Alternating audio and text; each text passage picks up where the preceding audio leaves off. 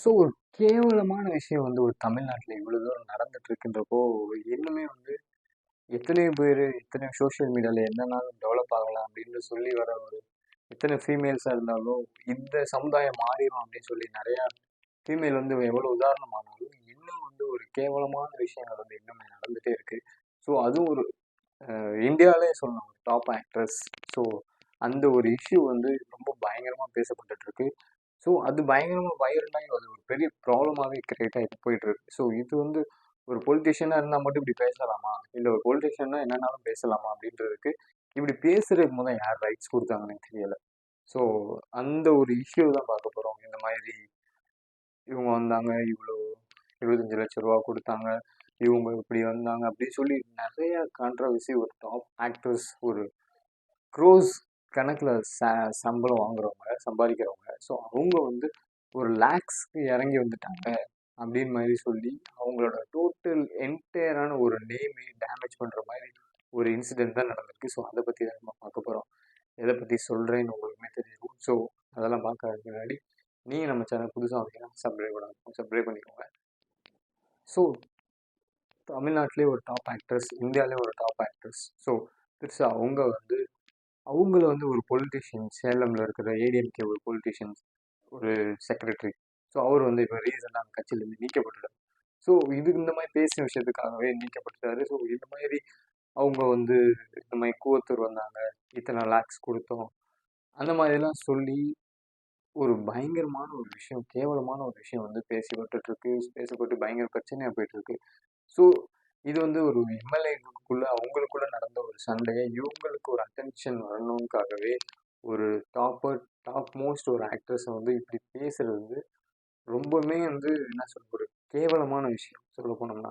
So என்னதான் தமிழ்நாட்டில் என்னதான் மாறிட்டு வந்தாலும் இந்த மாதிரி பேசுகிற விஷயங்கள், இந்த மாதிரி ஒரு அட்டென்ஷன் வரணும்காகவே தன்னோட தன்னோட முழு முழு கவனத்தையுமே வந்து ஒரு தமிழ்நாடு ஃபுல்லாக காமிக்கணும்காகவே ஒரு ஃபீமேலை வந்து இந்த மாதிரி ஒரு ஆக்ட்ரஸை வந்து ஒரு சொசைட்டியில் இப்படி ஒரு நேம் இருக்கிறவங்களை வந்து டேமேஜ் பண்ணுறது 100% தப்பு. அவங்க போட்டிருக்க ட்விட்டுமே வந்து நம்மளை ரொம்பவுமே ஒரு காட்டமான ஒரு பயங்கரமான ஒரு கோவமான ஒரு ஒரு ட்விட் தான். ஸோ இப்படி ஒரு ஆக்ட்ரஸ் வந்து ட்விட் பண்ணுற அளவுக்குலாம் அவங்களுக்கு எவ்வளோ ஒரு ஒரு ஒரு பாதிப்பு அடைஞ்சிருக்கும் அப்படின்னு பார்த்துக்கோங்க. ஸோ ஏன்னா இது ஒரு ரிப்பீட்டடாக நடந்துகிட்டே இருக்குது. இப்போ மன்சூர் அலிகான் இதுக்கு முன்னாடி இந்த மாதிரி பேசினார். ஸோ இந்த மாதிரி ரிப்பீட்டடாகவே நடந்துகிட்டே இருக்குது. இதுக்கு வந்து உங்கள்கிட்ட அட்டென்ஷன் வர்றதுக்காக இந்த மாதிரி என்னன்னாலும் பேசலாம் அப்படின்றத வந்து முதல்ல தடுக்கணும். இதை பற்றி நான் இதுக்கு மேலே நான் வந்து சட்ட ரீதியாக பார்த்துக்கிறேன் அப்படின்னு சொல்லி அவங்க ஒரு ட்விட்டுமே பண்ணியிருப்பாங்க.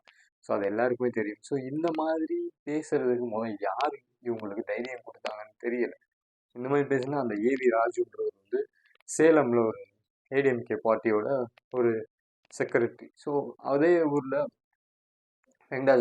வெங்கடாஜலம் அப்படின்னு சொல்லி ஒரு எக்ஸ்-எம்எல்ஏ இருக்காங்க. இவங்களுக்குள்ள இருக்கிற ஒரு ப்ராப்ளம் வந்து இவங்களுக்கு இருக்கிற ப்ராப்ளமை ஒரு தமிழ்நாடு ஃபுல்லாக க்ரியேட் பண்ணணும், பெருசாக ஆக்கணும் அப்படின்னு சொல்லி இவங்களுக்குள்ளே ஒரு ஒரு இந்த மாதிரி கூவத்தூர் வந்தாங்க, இந்த மாதிரி இவர் கூட்டு வந்தார் அப்படின்னு சொல்லி ஒரு பயங்கரமான ஒரு விஷயம் வந்து பயங்கரமான விஷயத்துல ஒரு கேவலமான விஷயம் சொல்லப்போனால்.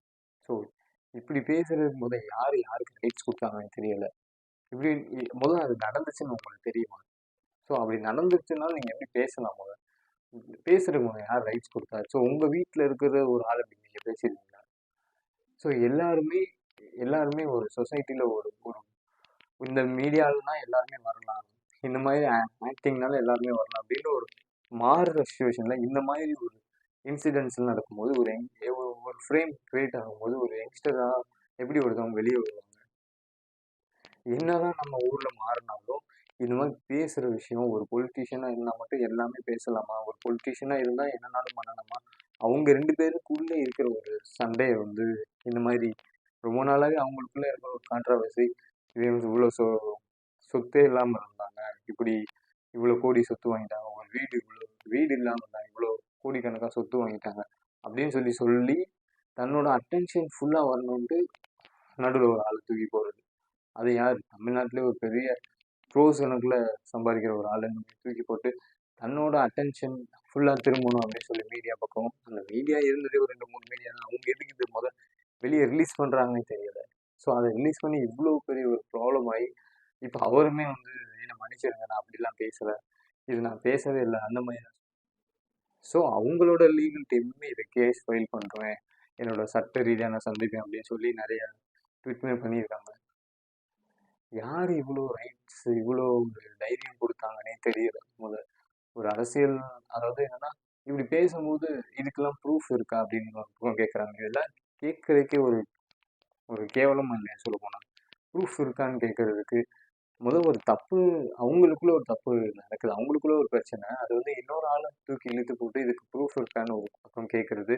ஆமாம் இப்படிலாம் நடந்திருக்கும், இந்த மாதிரி ஃபீல்டு அப்படின்னு மாதிரி சொல்ற ஒரு கேவலமான ஒரு மனுஷங்களோட தாட்ஸுமே இந்த மாதிரி விஷயங்களுக்கு இன்னும் கொண்டு போறதுக்கு ஒரு ஒரு படியா இருக்கு. எவ்வளவுதான் அந்த உலகம் மாறினாலும், எவ்வளவுதான் ஒரு சொசைட்டி மாறினாலும், இந்த மாதிரி விஷயங்கள் வந்து பேசுறதுக்கு பேச பேச இந்த மாதிரி வளர்ந்துட்டே தான் இருக்கு. ஸோ ஒரு அரசியல்வாதினா என்னாலும் பேசலாம். ஸோ அதுவே அவர் சொன்னாரு, அவங்க மேல 1000 கோடி சொத்து இருக்கு அவர்கிட்ட அப்படின்னு சொல்றது, அதை யாருமே பேசல. ஆனா இவங்க இந்த மாதிரி பண்ணிட்டாங்க, இந்த மாதிரி போயிட்டாங்க அப்படின்னு சொல்லி பேசுறதுக்கு தான் இந்த மாதிரி ஒரு சோசியல் மீடியாவோ ஒரு பயங்கரமான ஒரு ஒரு வைரல் ஆகுறது. இவங்களோட பக்கம் தான் ஆகுது. அவர் இவ்வளோ கோடி சொத்து வச்சிருக்காரு அப்படின்னு சொல்லி சொல்றாரு, அவர் கூட இருந்தாரு. ஆனா அவரை யாருமே இது பண்ணவே இல்லை, ஏன்னா அவர் அரசியல்வாதி. ஸோ இந்த மாதிரியே வந்து ஒவ்வொருத்தவங்களுக்கு அவங்க பண்ற ஒரு மிஸ்டேக்கை பார்க்காம ஒரு அட்டென்ஷன் வரக்காக ஒருத்தவங்களை பார்த்தது இவ்வளோ ப்ராப்ளமாக கிரியேட் பண்ணிட்டு இது பண்ணிட்டு இருக்கான், பெருசாக பண்ணிட்டு இருக்கான். ஸோ இதெல்லாம் கேட்கும் போதே ரொம்ப கேவலமாக இருக்குது. என்னதான் மீடியா இண்டஸ்ட்ரி எவ்வளோதான் வளர்ந்துட்டு வந்தாலும் எல்லாரும் ஈக்குவல் இந்த மாதிரி ஒரு சில ஆட்கள் இருக்கிறனால வர புது ஆட்களுமே பயப்படுறாங்க உள்ள வர்றதுக்குமே. இது பேசியிருக்க கூடாது ஆக்சுவலி. இது ஒரு பேசுனது தப்பு என்னை பொறுத்த வரைக்குமே. என்னன்னாலும் ஒரு இவ்வளோ பெரிய ஆக்ட்ரஸை பேசுறது, அவர் பெரிய ஆக்ட்ரஸ்ன்ற யாராக இருந்தாலும் இந்த மாதிரி பேசுறதே தப்பு. அவங்க வீட்லேயுமே நிறைய லேடிஸ் இருப்பாங்க. ஸோ அவங்களும் பார்ப்பாங்க இந்த மாதிரி, அவங்க பேசுனதே அவங்களும் பார்த்துருப்பாங்க. ஸோ அப்படின்றப்ப அவங்களுக்கு எப்படி அந்த வீட்டில் மரியாதை இருக்கும்? எங்கே போயிட்டு இருக்குன்னு இந்த சொசைட்டி தெரியல. ஸோ இந்த மாதிரி நீங்கள் என்ன நினைக்கிறீங்கன்றத கமெண்ட் பண்ணுங்கள். வேறு விதமான ஏதாவது டாபிக் பேசணும் கமெண்ட் பண்ணுங்கள். இன்னொரு வீடியோவில் நான் உங்களுக்கு நாளைக்கு பார்க்குறேன் கைஸ். நீங்கள் சோஷியல் மீடியாவில் எதாவது ஃபாலோ பண்ணாலே என் போய் போட்டிங்கனாலே சர்ச் பண்ணிங்கனாலே எல்லாத்துலேயுமே வந்துடும், இன்ஸ்டாகிராம், ட்விட்டர் எல்லாத்துலேயும். ஸோ இது பேசுறது ஆக்சுவலி தப்பு. ஸோ அதுக்கு அவங்களோட ஆக்ஷன்ஸ் என்னவா இருக்குன்னு வில் சி. Bye guys.